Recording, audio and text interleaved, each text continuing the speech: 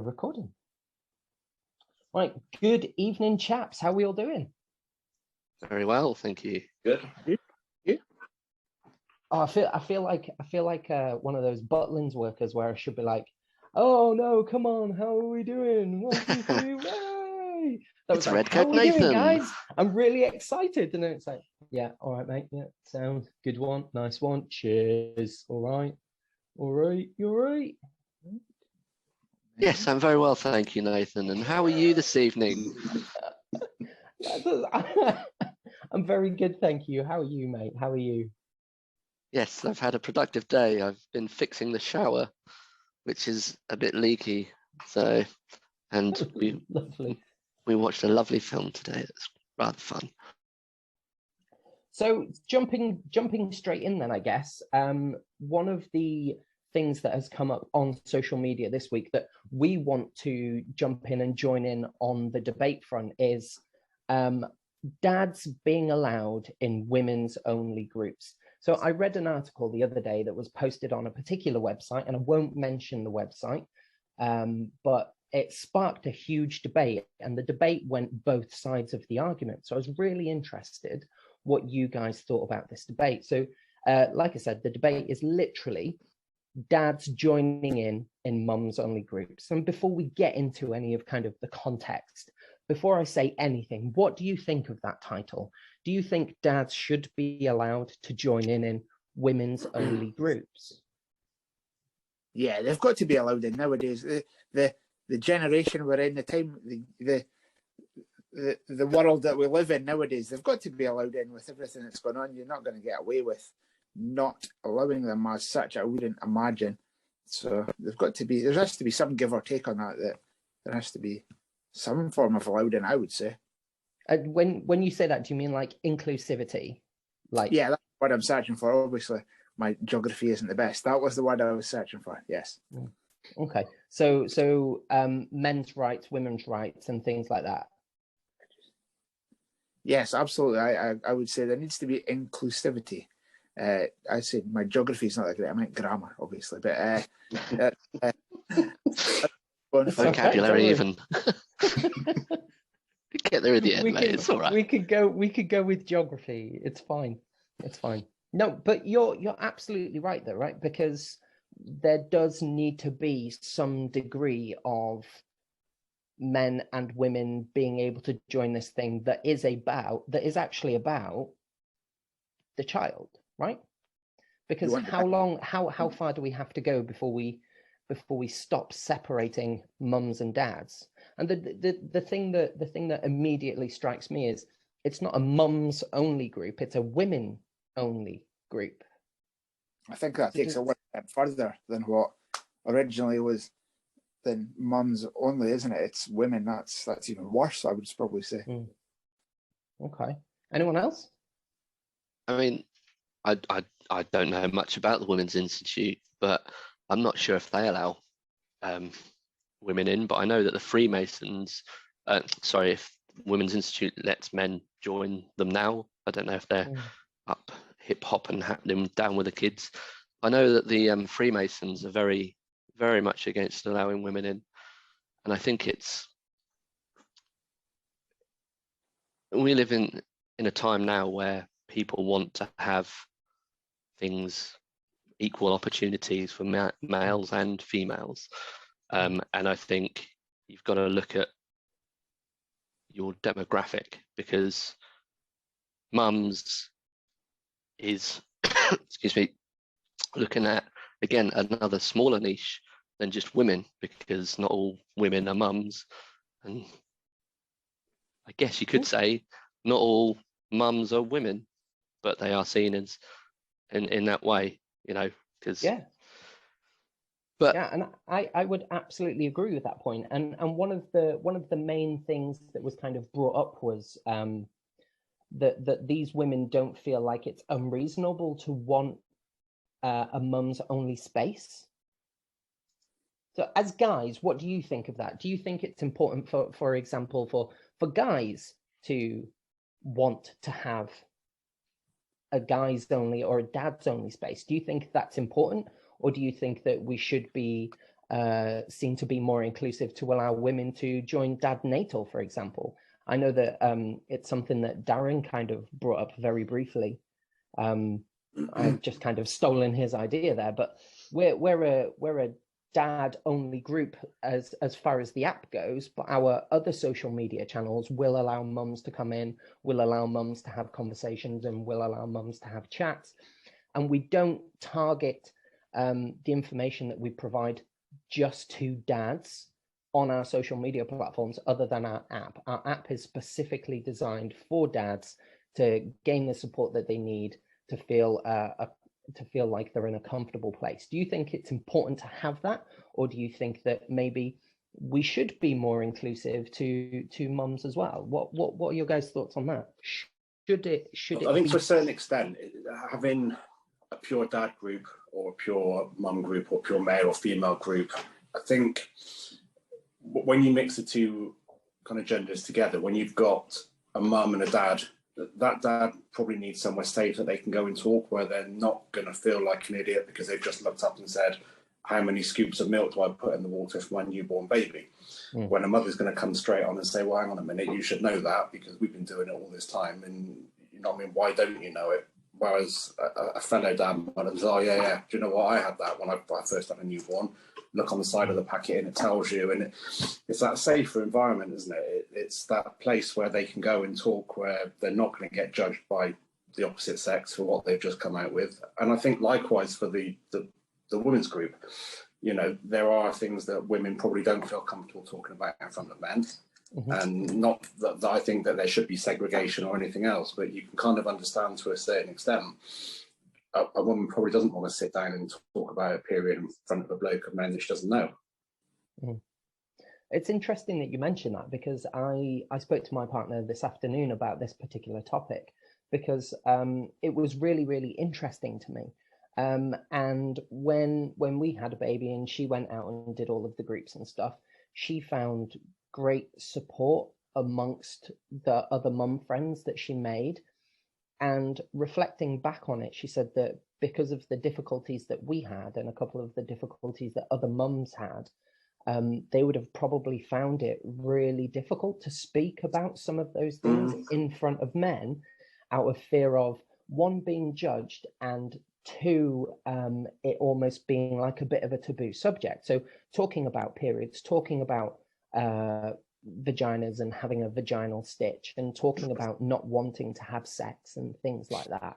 So it's quite intimate, isn't it? It's quite personal, and it's something only those women who have had that experience can relate to. Yeah, I mean, you imagine they sat around talking about breastfeeding and how they've got sore nipples. Would they really feel comfortable with another man thinking about the fact that they have sore nipples? It's not that it's taboo, but actually it could be quite uncomfortable. Yeah.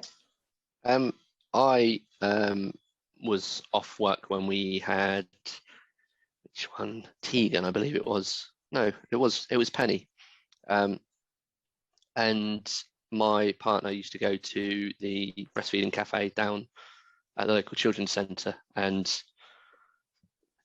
as I say, I was off work, and I went along.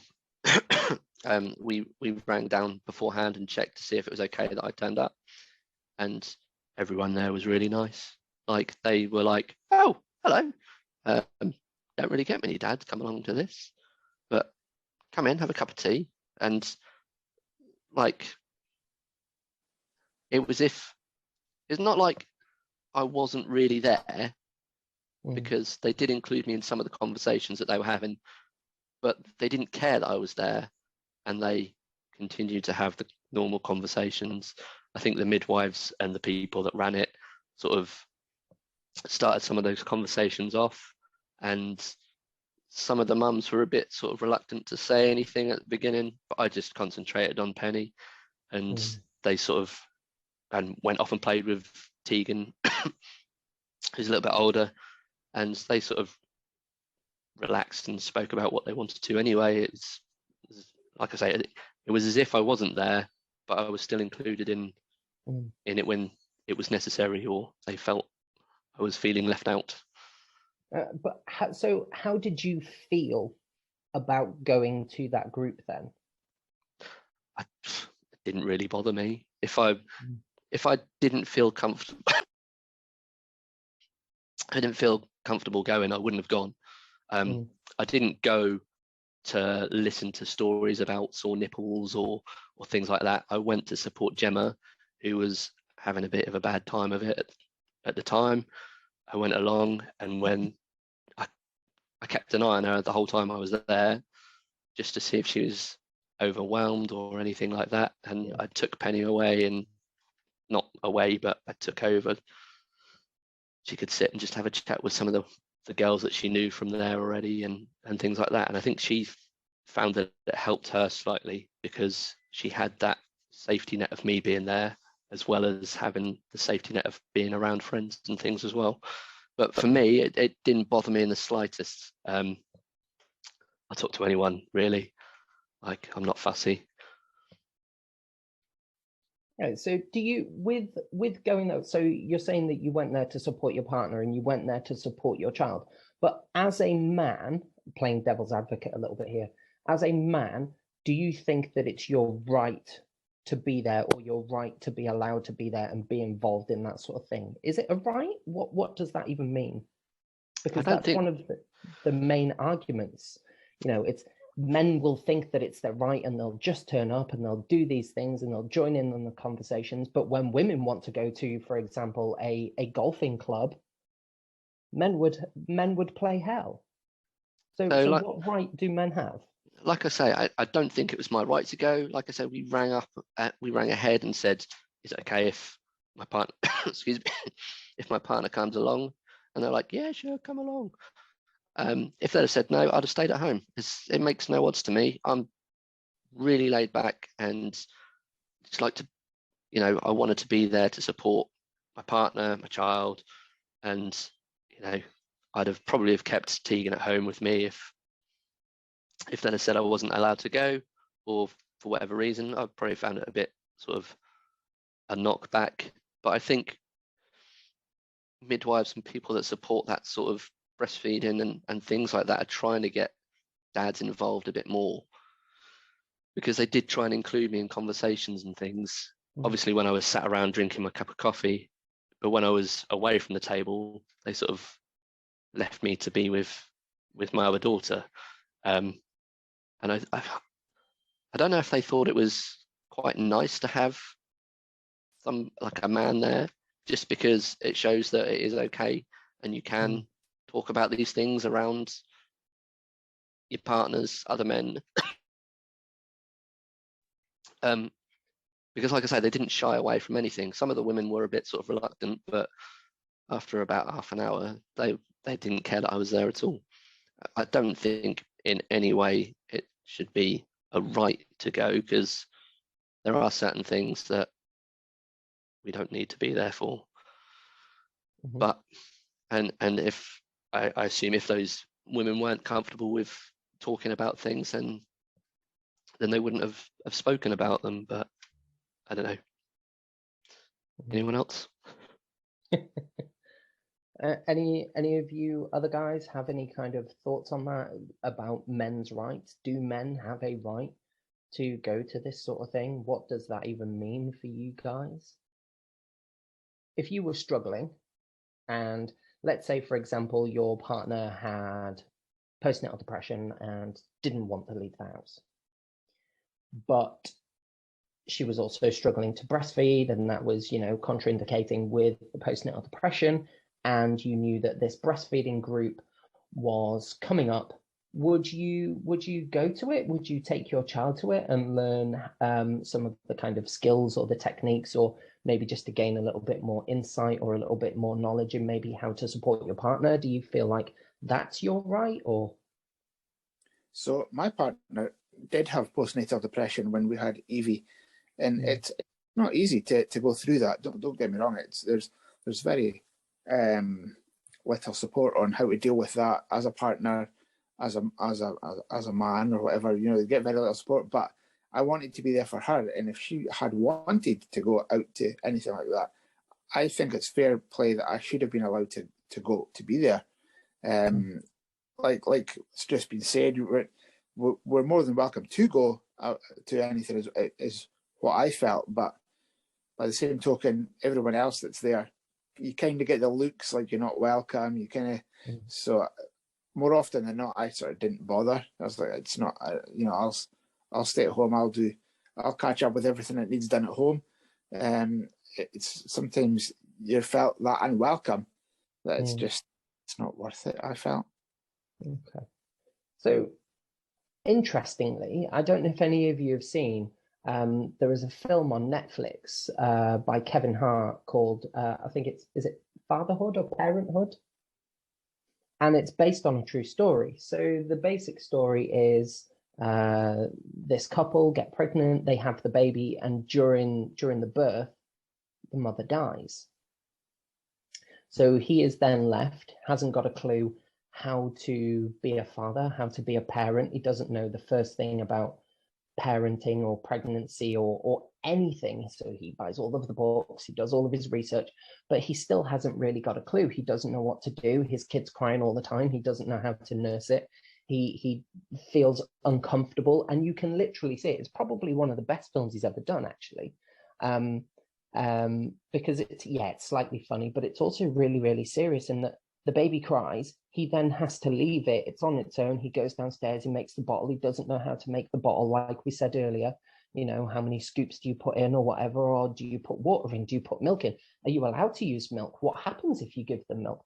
All of these questions that go around in a guy's head, because as kids get older, they're allowed to have milk, right?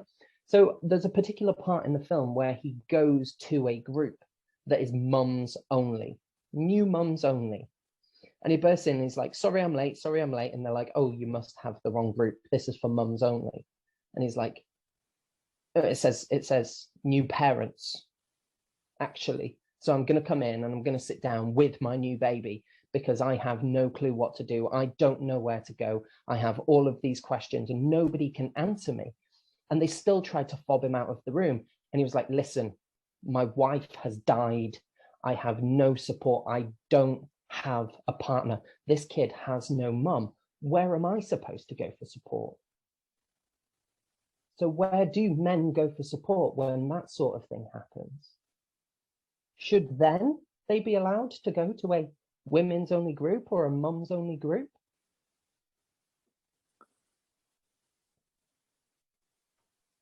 I feel like a bomb just dropped on the conversation there then. It was quite a deep... Yeah, it's pretty deep. No, I think, why shouldn't dads be allowed to go to these things, whether it's for... In that situation, how are dads meant to learn things? How are we meant to know how to change a nappy if we've never done it before? How to burp a baby if we've never done it before?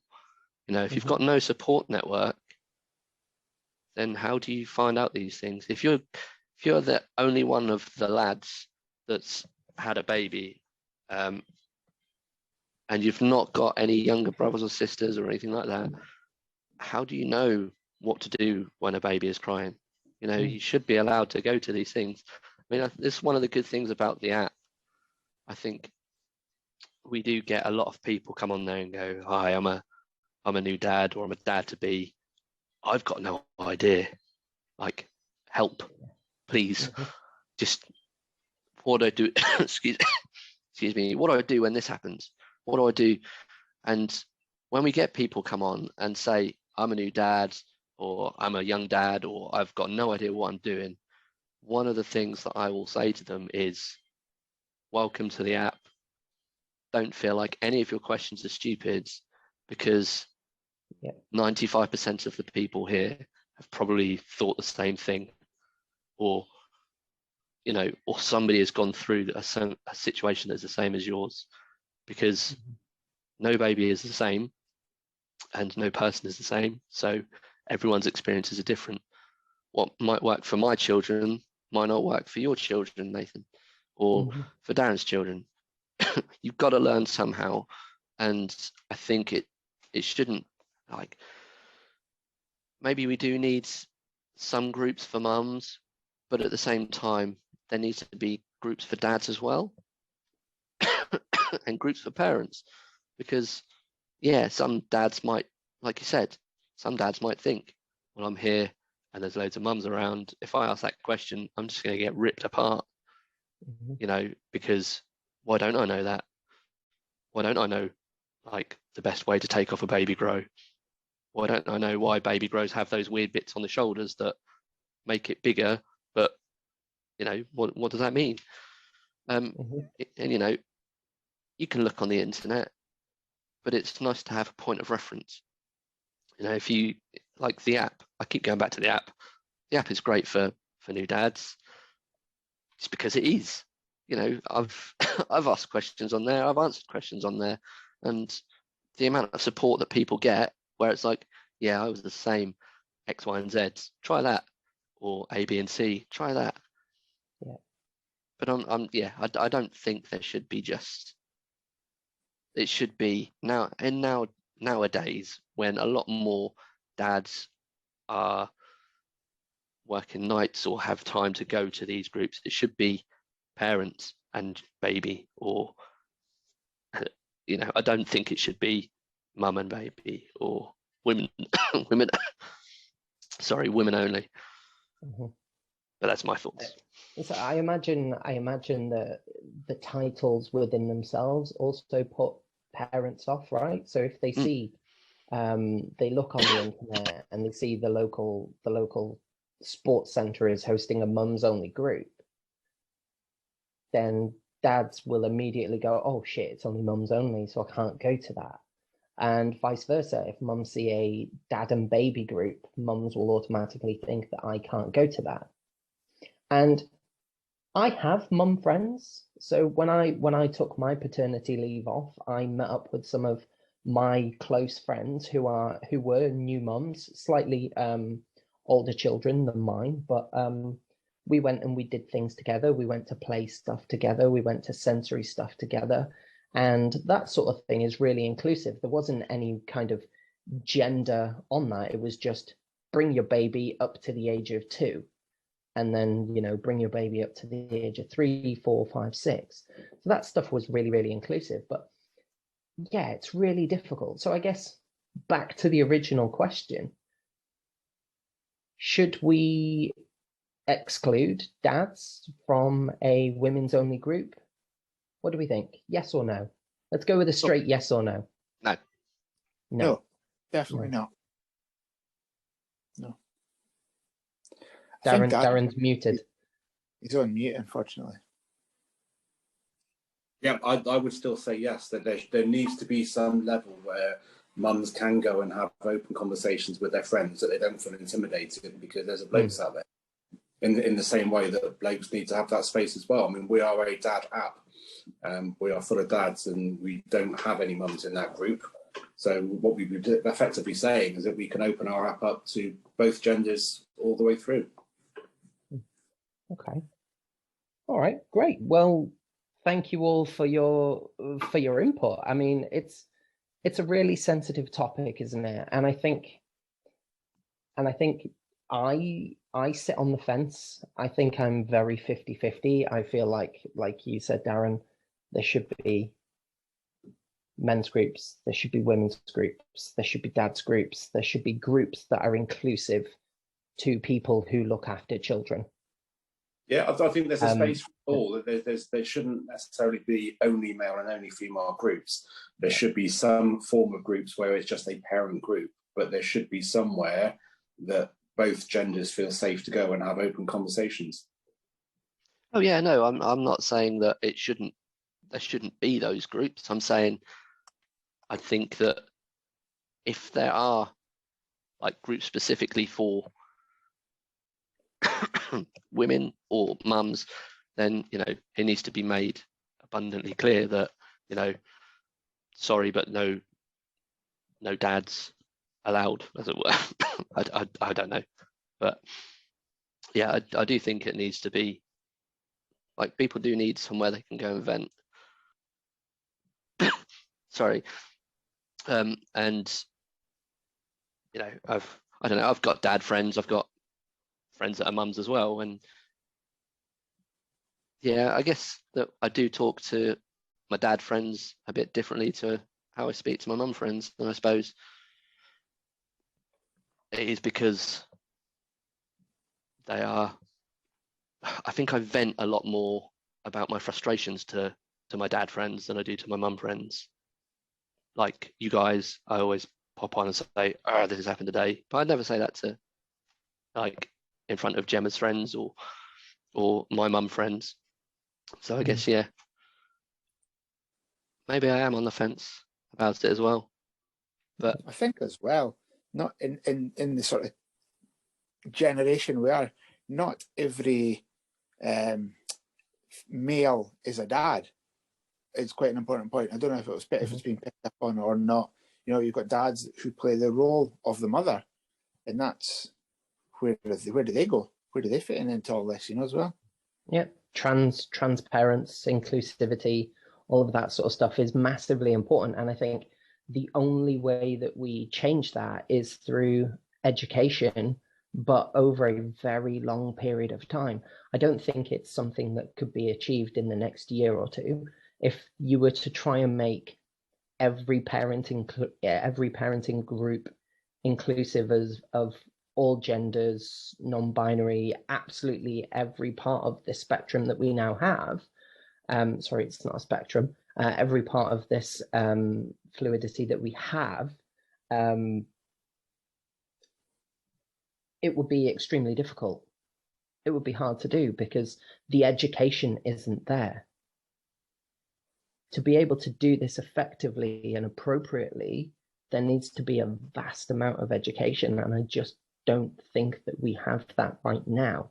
And I think even if we do in 10, 20 years' time, maybe even longer, there will still be mums only groups and dads only groups, because it's going to be really difficult to eradicate gender biases that are instilled to us from a generational point of view.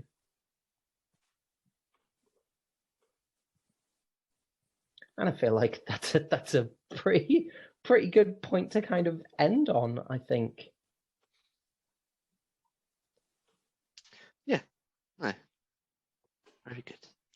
Well, so it sounds like a lot of us are on the fence. Yeah. On the fence. We should have all of these individual groups, but we should be able to mix with other people. Sorry. Yeah. It's a strange topic to speak about, because there's so many variables that could, like, so many arguments for and against. And I think it's, why shouldn't we be able to? Yeah. But then, like you say, people need a safe space. Like the app is aimed predominantly at dads. I mean, there's nothing to say that mums can't join up, but that's they've got other places that they can draw resources from, like quite a few as well. And I think the Dad AF, or Dadnatal as it is now, has paved the way for more people to sort of try and make apps for dads. I was listening to Radio 2 the other day, and there was somebody on there that had one that they were sort of speaking about, because it started that they had postnatal depression and they didn't have anywhere to go to talk to anybody about that. So they started this group, which then grew and grew and grew. And I think... And turned into Dadnatal. Yeah. No, more and more dads are looking for someone to talk to now. And I think, it's great that people are coming together and they are talking, because we get lots of people that don't have anywhere else to go on, and they just come on and say, I've spoken to my partner, she doesn't understand what I'm going through. Has anybody else felt like this? And like I say, 9 times out of 10, somebody goes, yeah, I felt exactly the same. And I went down this avenue and it helped. Well, I think that's a nice point to end on. I think I've said that about 3 times during this, and then but you're absolutely right. That just proves the point, doesn't it? That this conversation can open up so many different avenues. Yeah. And I think we've covered a lot of them, and we have also not covered a lot of them. And I think that that's a really important point to make as well. In that, again, with this chat, we're not singling out other minorities of people. So yeah.